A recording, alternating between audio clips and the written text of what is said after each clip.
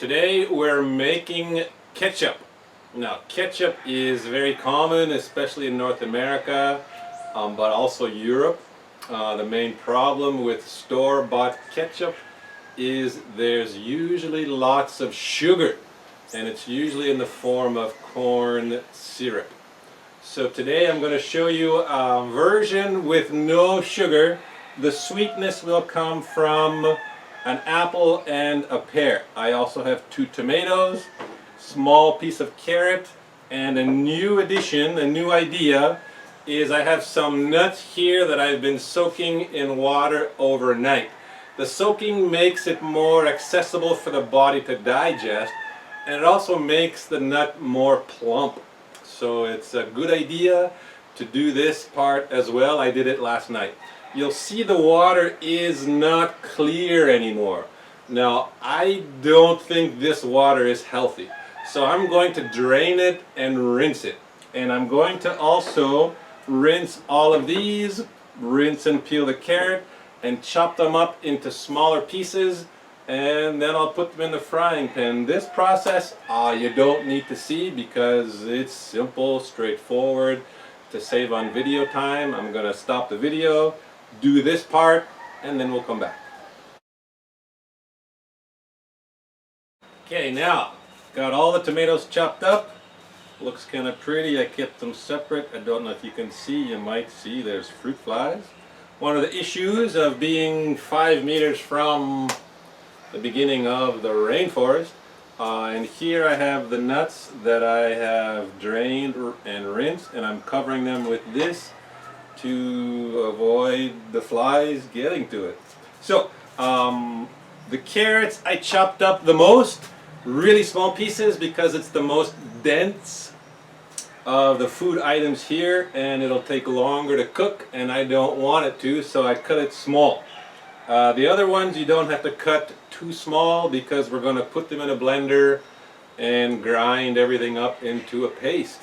So here I have about half a jar of water. I don't want too much water because otherwise it'll be too liquidy. So there's that, half a small jar, and I'll turn the fire on.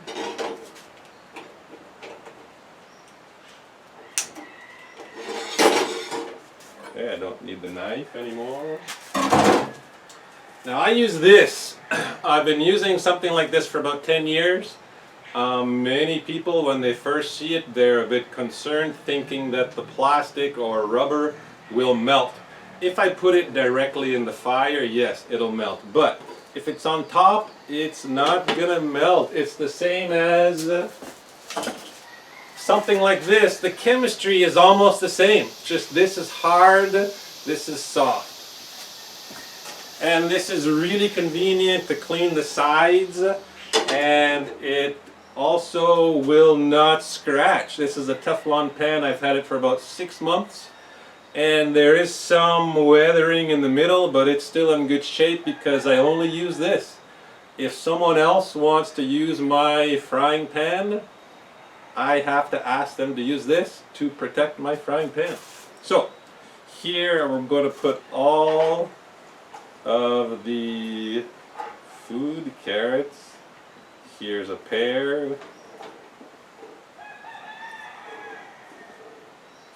and the apple,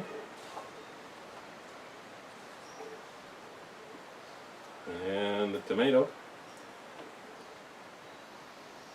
I'll show you also a version of ketchup that doesn't have tomato.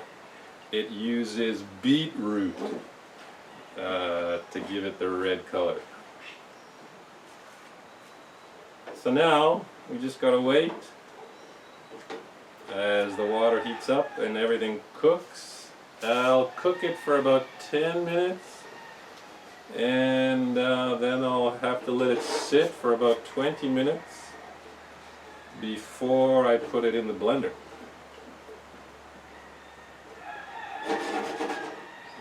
I made this ketchup. We had a family dinner together about 3 years ago, and I made this, and the family loved it. I can remember my cousin's wife They're from New Brunswick, which is where half of my family is from, and she loved it. She was really surprised.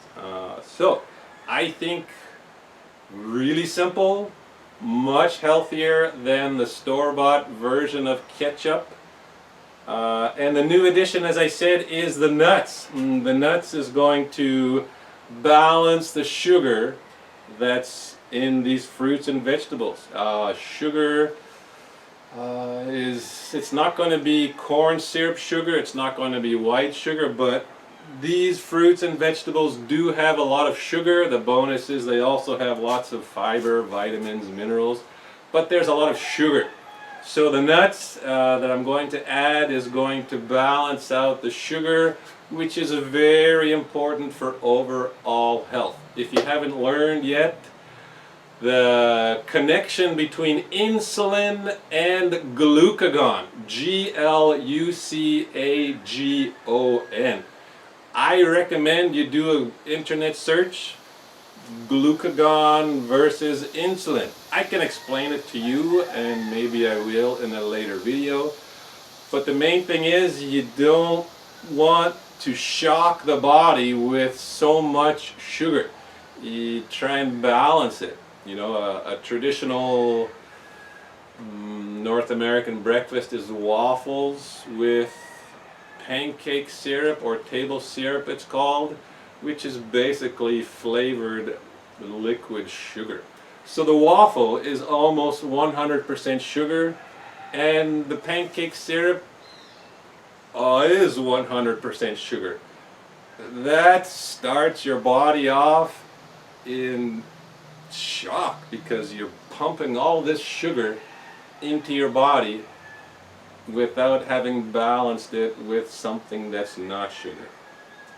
So anyways, insulin and glucagon. Please consider learning about that. It'll definitely help you with your food choices. I know it helped me a lot. Now a little bit about the nuts. The idea came to me last night. I just thought, yeah, let's add some nuts. Why not? Try it out. I have, these are soft nuts, you know, compared to an almond or a Brazil nut. I have 10 cashews, 1 pecan, 1 walnut, and 10 pistachios. Especially after having soaked them in water, they're going to blend up really nicely and give a bit of body to that ketchup. The other ingredient will be salt and some kind of oil. I'll probably use olive oil because it's one of my favorites and it's one of the healthiest, but there's numerous oils you could choose. Depends on your preference. You know, in my kitchen right now I have almond oil, avocado oil, which has a strong flavor. I have sacha inchi oil, which grows in the Andes. It's kind of like a nut. Super good properties, omega-3s. I have coconut oil, and I have olive oil. I also have sunflower seed oil that I'll use usually for cooking. And that'll be it for the ingredients. So 2 tomatoes, 1 pear, 1 apple, small piece of carrot, and the nuts. And then we're going to blend it in the blender and put it in the jar. Now this is going to continue for another almost 10 minutes. You don't need to see this, and I can fix the flag that just fell down, and we'll come back. Okay, now the vegetables and the fruits have been cooling, so they're mostly cooked. If I want to be honest with you, which I do, these have been here for about an hour. Okay, so they've cooled down a lot more than I said, which was, what, 10-20 minutes? Because I did another video, chocolate spread with nuts, or a chocolate nut spread in between, and I thought I could do both, but I decided to go all the way with the chocolate nut spread to make sure that the pure cocoa stayed liquid form. If I would have waited, it may have gone back to solid. So it's been here for about an hour, so it's cooled off quite a bit. And the last thing we have to do is blend it. So I'm going to put the mixture of fruits and vegetables into this container, so it's easier for me to pour it into the smaller opening of the blender. There's just a little bit of liquid, and having left it means that the carrots cooked probably all the way through, which is perfect, because then we'll have a much smoother ketchup. As I mentioned, with this spatula I can clean the pan almost perfectly, so there's no waste. Another bonus. I bought this when I was living in Italy my last year in a small city called Lucca, which is really close to where my family lives and about 5 kilometers from where I got to live for 7 years. Beautiful 7 years in the countryside of Tuscany. We had 65 olive trees, about 15 fruit trees. Back to the olive trees. Every November we would pick the olives and go to the olive mill and have freshly pressed olive oil, which is awesome. The olive oil you find in the store is clear, usually clear, because it's been filtered, and it looks a lot like apple juice. But the homemade stuff from the mill, it looks more like, I'll say, apple nectar. The pulp is still there. It's got a very strong, almost spicy flavor. Other members of my family also had olive trees, and when it was olive picking season, we would try each other's olive oil. Also had a good friend of mine, we would meet every Monday night. He has a bunch of olive trees. We'd share each other's olive oil. So I've also put the nuts in, and now all that's left is to blend it. I'm going to put a little bit of salt. This is the pink salt, not the super fine stuff, but not the super bigger stuff, because I don't have a grinder. So I'm going to put, see, about not quite a teaspoon, half a teaspoon, maybe 3/4 of a teaspoon. Ketchup needs to be a bit salty. And I'm going to add some extra virgin olive oil. And every recipe that I saw on the internet when I checked last night calls for vinegar. Now I never use vinegar. I do have some because I use it for cleaning. So let's put a tablespoon of vinegar.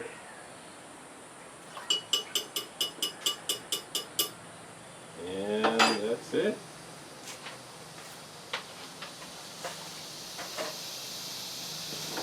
And let's blend. If you have a food processor, you probably have a stronger motor, and it'll probably make it a lot more of a paste. I'm just pulsing, and it's coming along well, so pardon the noise.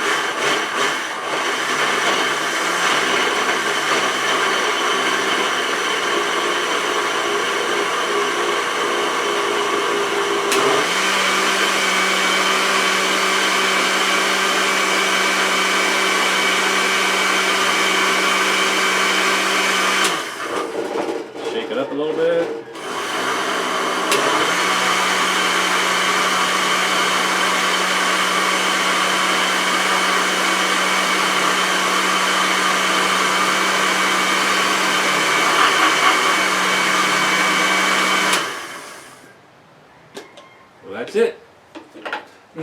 quite as red as I thought it was going to be. Not quite as red as the store-bought stuff.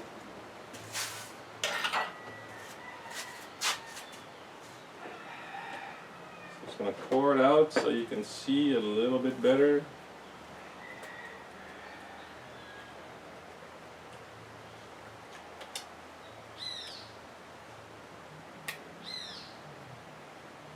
I'll clean out the blender jar more thoroughly, but check it out. Homemade ketchup. Awesome. I have a gathering today with 2 friends. I'm going to bring some of this so that they can try it. And I'm pretty sure they'll love it. Thanks for joining Homemade Ketchup. I also didn't mention it's a fairly small batch. If you want to do a bigger batch, and you can put them in jars or sealable plastic bags or freezer suitable plastic bags, and put it in the freezer. Take it out when you have something on the dinner menu that would be good with this kind of ketchup. It could be obviously your typical hot dog, hamburger. You can also add it with chicken, and it might even be really nice on a salad. So creation, imagination, and enjoy. Okay, it's the day after we made the ketchup, and I just have some concluding thoughts. It's really tasty. For me, it tastes like a combination between ketchup and mayonnaise. The soft nuts add a creaminess to the ketchup. There's something called vegan cheese, which is basically usually cashews, but you can use other soft nuts. And it's ground up in a blender, and you add olive oil, salt, and a few other things maybe, and you can add whatever kind of spices or flavoring that you want. So maybe instead of calling it ketchup, I should call it vegan cheese with fruits and vegetables, because I don't know, it's not red like ketchup. If you add paprika, for example, in powdered form, it'll be a lot more red. I had some yesterday. Here is the jar, the second jar that I had from the batch from yesterday. I had some yesterday with my meal, and it was a really nice addition. And with the nuts, it adds a protein fat content, minimizing the sugar I'm receiving from all the vegetables, and it adds flavor. It was really nice. It's going to be part of my lunch today, which will be the next video that I do once I'm done with this concluding segment. I have a list here of what I wanted to say. It was a little bit liquidy, which is fine for me, but what I could have done is I could have added a powder. You know, I have some of those superfoods, they're called superfoods in powder form. If I added 1 tablespoon or 2 tablespoons to the batch, it would have absorbed the water, and it would increase the nutritional value of the ketchup. So that's another choice. And the last thing I want to mention is at the end of the video segment from yesterday, I gave some recommendations of how you can use it. I said hot dogs and hamburgers. Please understand, I am not suggesting you eat hot dogs or hamburgers. A hamburger is fine if it's from a cow that's been grass fed. If there's a cow that's been able to live as nature intended a cow should live, roaming the pastures, eating grass, then that beef is okay.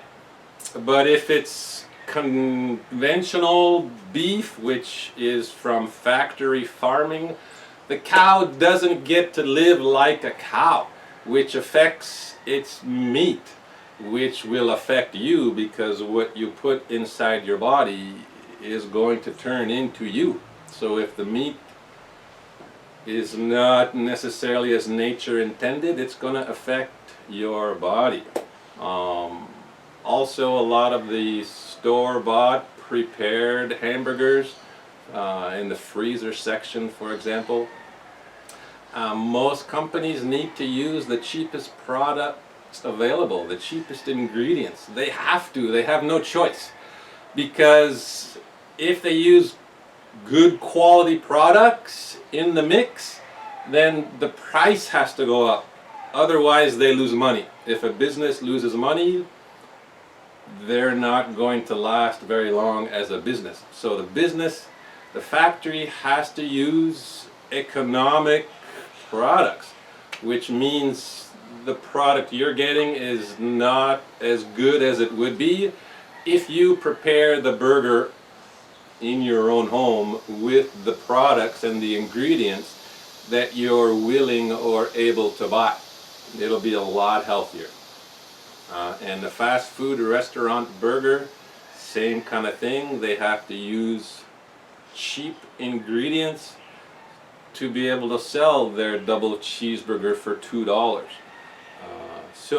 And the hot dog, unless the package says pure beef or pure pork or pure chicken or turkey, it's likely a combination of many different things. I understand hot dog. I used to love them, and the flavor is still enjoyable, but I won't eat it because it's mystery food. My favorite way to prepare hot dogs was either on the barbecue, in the oven, or skewered on a stick over the hot embers of a campfire. So I understand if you want to eat that hot dog. I am just not recommending it because I don't consider it food anymore. It's a food-like product. So I just wanted to make that clear. Even though I suggested hot dog, I don't recommend it. That's my conclusion. And now we're going to start the next video for today, which will be my lunch, which will be a vegetarian dish. And I'll add this vegan cheese / ketchup. Thanks for watching once again, and good eating.